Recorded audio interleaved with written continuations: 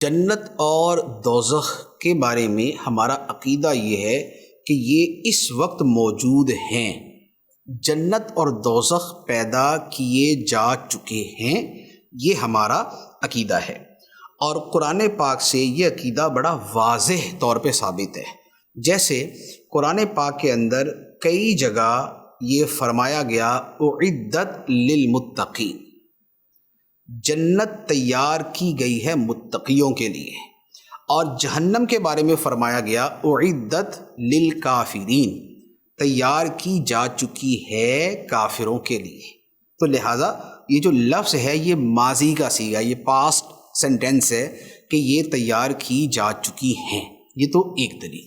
دوسری دلیل یہ ہے کہ قرآن پاک کے اندر کئی مقامات پر یہ واقعہ موجود ہے کہ حضرت آدم علیہ السلام کو اللہ تعالیٰ نے پیدا کر کے جنت میں رکھا اور فرمایا کہ جنت میں جہاں چاہو جاؤ، رہو، کھاؤ، پیو، اور فلاں درخت کے پاس نہیں جانا، لیکن پھر اس درخت کا پھل کھا لیا تو پھر جنت سے زمین پر بھیج دیا گیا۔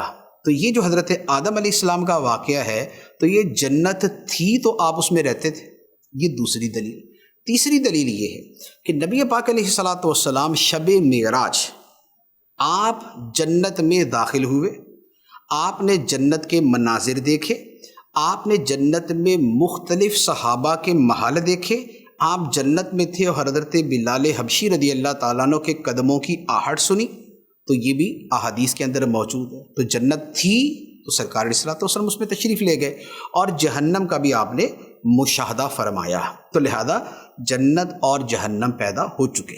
اب رہی یہ بات کہ کیا مسلمان جب مرتا ہے تو وہ کیا ابھی جنت میں چلا جاتا ہے؟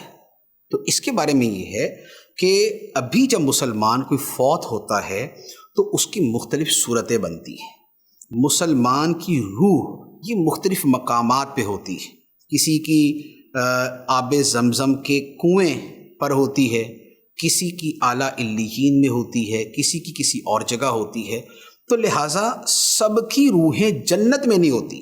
ہاں یہ ہے کہ جنت کی نعمتیں، جنت کی خوشبوئیں اور جنت کی ہوائیں یہ اس مردے کو، اس مسلمان میت کو پہنچتی ہیں، تو یوں جنت کی نعمتوں سے بندہ لطف اندوز تو ہوتا ہے، لیکن ہر مومن یوں جنت میں داخل نہیں ہوتا، لیکن ہوتے بھی ہیں۔ یہ بھی احادیث کے اندر موجود ہے، جیسے فرمایا کہ وہ بندہ جو ہر نماز کے بعد آیت الکرسی کی تلاوت کرے، اس کے اور جنت کے درمیان صرف موت فاصلہ ہے، یعنی کہ موت آئی اور یہ جو ہر نماز کے بعد آیت الکرسی پڑھنے والا ہے یہ سیدھا جنت میں، تو یہ جنت میں گیا۔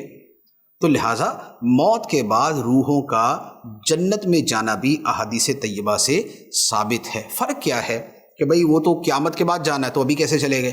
تو وہ یہ ہے کہ قیامت کے بعد جو جانا ہے وہ جسم اور روح دونوں نے جانا ہے۔